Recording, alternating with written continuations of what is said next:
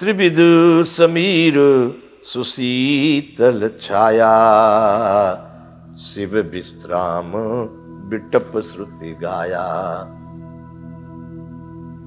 वहां तीनों प्रकार की शीतल मंद और सुगंध वायु बहती रहती है, तीनों प्रकार की, और उसकी छाया बड़ी ठंडी रहती है। वह शिव जी के विश्राम करने का वृक्ष है। कहते हैं सर्वदा शंकर भगवान उसी वृक्ष की छाया में अपना विश्राम करते हैं, जिसे वेदों ने गाया है। शिव विश्राम बिटप श्रुति गाया, शास्त्रों ने वेदों ने उसको गाया है कि शंकर भगवान के विश्राम वाला ये पेड़ है, वृक्ष।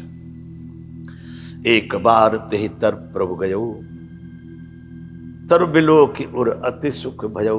एक बार शंकर भगवान पहुंचे उस वृक्ष के नीचे, उस बरगद के, उसको देख करके सुंदर उसका नए कोमल पत्ते, सघन छाया बहुत, तो देख करके उसको उनको बड़ा सुख हुआ। शंकर भगवान को बड़ा आनंद हुआ उस वृक्ष को देख करके। निज कर डासे नागरी पुछाला, बैठे सहज ही शंभु कृपाला।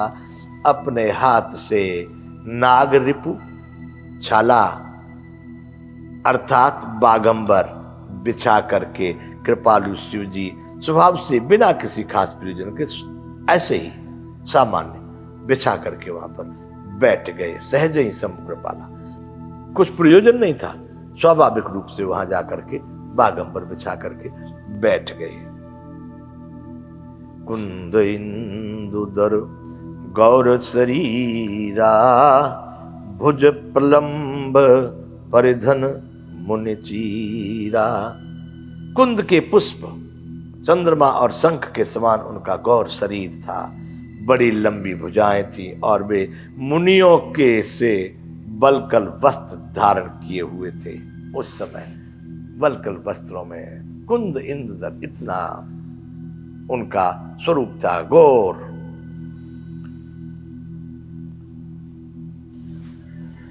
तरुण अरुण अंबुज समचरना, नखदुति भगत हृदय तमहरना। उनके चरण नए पूर्णिमा से पूर्ण रूप से खिले हुए लाल कमल के समान। चरणों का जो भाग होता है ना, नीचे का तलवा, यही एकदम लाल कमलों के समान दिखाई देता है। चरण अरुण अंबुज, अरुण यानी लाल कमल के समान। नखदुत भगत हृदय तमहरना, और उनके नखों की ज्योति भक्तों के हृदय का अंधकार हरने वाली, इतनी सुंदर नखों की शोभा है। भुजग भूत भूषण त्रिपुरारी, आनन शरद चंद छबिहारी।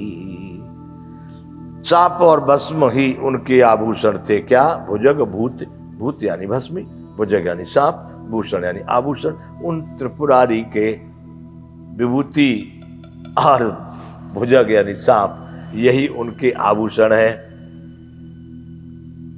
आनन शरद चंद छबिहारी। शिव जी का मुख शरद की पूर्णिमा के चंद्रमा की तरह से शोभा को भी हरने वाला, उससे भी ज्यादा आनंद देने वाला सुंदर उनका मुखार बिंदु है। ऐसे शंकर भगवान उस बरगद के पेड़ के नीचे अपनी बागंबर को बिछा करके आसीन हो गए हैं। बंधुओं, ये है 106वां दोहा बालकांड का। जटा मुकुट सुर सरित सिर, लोचन नलिन विशाल, नीलकंठ लावण्य निधि सोह बालु विधिभाल। उनके सिर पर जटाओं का मुकुट है और गंगा जी शोभामान थी। कमल के समान बड़े बड़े नेत्र थे। उनका नीलकंठ, जहां पर उन्होंने विष पिया था, जो कालकूट, देवासुर संग्राम पर जब समुद्र मंथन हुआ था तो उन्होंने अपने गले में रख लिया था, उससे उनका कंठ नीला हो गया। वे सुंदरता के भंडार थे। उनके मस्तक पर द्वितीया का चंद्रमा शोभित था। ध्वज का चंद्रमा कैसा होता है? हसुआ की बाल जैसा, ऐसा सुंदर चंद्रमा शोभायमान हो। वाह भाई वाह! इस रूप को एक बार फिर से चिंतन करके देखो। द्वितीया का चंद्रमा, जटाओं का मुकुट, गंगा जी विराजमान, कमल जैसे नेत्र, नीलकंठ, लावण्य निधि यानी सुंदरता के भंडार, द्वितीया के चंद्रमा के सिर पर शोभायमान है। ऐसे शंकर भगवान वहां पर विराजमान है। दोहा नंबर 106 बालकांड का हुआ। बैठे सोह काम रिपु कैसे, धरे शरीर शांत रस जैसे। कैसे बैठे हैं, कैसे शोभायमान हो रहे, ऐसे शोभित हो रहे थे मानो शांत रस ही शरीर को धारण करके बैठा हुआ है। शांत रस जहां पर कोई प्रकार का उद्वेग नहीं, कोई चहल पहल नहीं, परम आनंद आनंद आनंद। वह शांत रस स्वयं शरीर धारण करके वहां पर बैठा हो। इतनी शांति में वहां शंकर भगवान बैठे हुए। पार्वती भल अवसर जानी, गई शंभु पहे मातु भवानी। माता पार्वती ने समझा आज बड़ी मस्ती में आनंद में है। जो बुद्धिमान स्त्रियां होती वो अपने पति के उस रुख को समझ करके उनके अनुरूप ही अपने जीवन को चलाती हैं। कब समय कौन से समय क्या बात करनी चाहिए उनको सब पता होता है। भल अवसर, उन्होंने समझा आज बड़े प्रेम और आनंद और शांति में भगवान बैठे, इनसे कुछ बात की जाए। पहुंच गई वहां पर मातु भवानी जान प्रिया, आदरवती की ना। प्रिया उनकी अर्धांगिनी है, प्राण प्रिया है। उनको देख करके बड़ा आदर किया। आइए आइए बैठिए। बाम भाग आसन हरे दी। पत्नी को सदैव अपने बाएं तरफ को बिठाया जाता है। भगवान ने उनको अपने बाएं अंग में आसन दिया। बिराजी, बिठाया। बैठे शिव समीप, बैठी शिव समीप हरसाई, पूर्व जन्म कथा चित आई। जैसे उनके पास में बैठी गई तो पहले से आयोजन बना के थी, कुछ बात करनी है आज। पूर्व जन्म की जब वो सती थी, उन्होंने शरीर त्याग दिया था, राम जी की परीक्षा करने में सीता जी का वेश बनाया था। वो सारी कहानी, सारी कथा उनके मन में आ गई। शंकर भगवान के पास बैठी है, बड़ी प्रसन्न होकर के। बात आ गई पुरानी वाली। पति ये हेतु अधिक अनुमानी, बेस उमा बोली प्रिय बानी। स्वामी के हृदय में अपने ऊपर पहले की अपेक्षा अधिक प्रेम समझकर, बड़ा प्रेम है, अब मेरे पर प्रेम बहुत करते हैं मेरे पति, स्वाभाविक ही मेरे पर बहुत करुणा करते हैं। हंसकर प्रिय वचन बोली, अपने पति के उस प्रेम को समझ करके बड़ी मुस्कुराती हुई, बड़े आनंद के साथ बेहस उमा बोली प्रिय बानी, बड़ी मीठी मधुर बानी, प्रिय बानी। शंकर भगवान से बोली, कथा जो सकल लोक हितकारी, सोई पूछन चह शैल कुमारी। हे प्रभु, कथा जो सकल लोक हितकारी, सोई पूछन चह शैल कुमारी।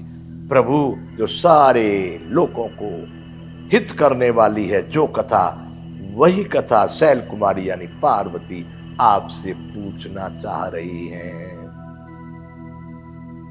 याज्ञवल्क्य जी यहाँ भरद्वाज जी को कह रहे हैं, जो कथा सब लोगों का हित करने वाली है उसे ही पार्वती जी पूछना चाह रही है। विश्वनाथ ममनाथ पुरारी, त्रिभुवन महिमा विदित तुम्हारी। चर और अचर नाग नर देवा, सकल करहि पद पंकज सेवा। बड़े विश्वास के साथ बोली, हे संसार के स्वामी। पार्वती जी कह रही हैं, विश्वनाथ संसार के स्वामी, ममनाथ मेरे स्वामी, मेरे नाथ, पुरारी त्रिपुरासुर का वध करने वाले पुरारी, आपकी महिमा तो तीनों लोकों में विख्यात है प्रभु। विश्वनाथ, ममनाथ, त्रिपुरारी, त्रिभुवन महिमा विदित तुम्हारी, तीनों लोकों में आपकी महिमा विख्यात है। चर और अचर नाग नर देवा। चर और अचर यानी चेतन और जड़, नाग मनुष्य और देवता सभी आपके चरण कमलों की सेवा करते। सकल करें पद पंकज सेवा, सभी आपके चरण कमलों की सेवा करते हैं। बड़े प्रिय और मीठी वाणी बोल करके माता ने शंकर भगवान को प्रसन्न किया है। ये बालकांड का 107वां दोहा है। कह रही हैं प्रभु समरथ सर्वज्ञ शिव सकल कला गुण धाम, जोग ज्ञान वैराग्य निधि प्रणत कल्प तरुण नाम।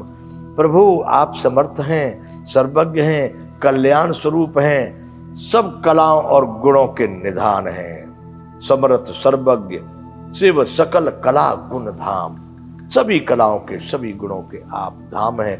जोग योग वैराग्य ज्ञान इन सब के आप भंडार हैं। योग ज्ञान वैराग्य के तो आप भंडार हैं। और प्रणत कल्प तरु नाम, आपका नाम शरणागतों के लिए कल्प वृक्ष है।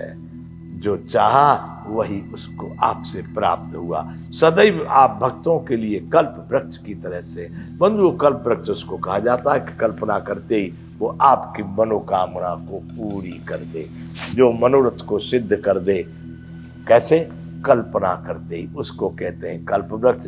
तो यहाँ पर माता कह रही है कि आप तो स्वयं ही कल्पतरु नाम, आपका तो नाम ही कल्प वृक्ष है। जो उसने जो मांगा आपने उसको वही दे दिया। बंधु 107वां दोहा बालकांड का। जो मुंह पर प्रसन्न सुख राशि, जानिए सत्य मोहि निज दासी।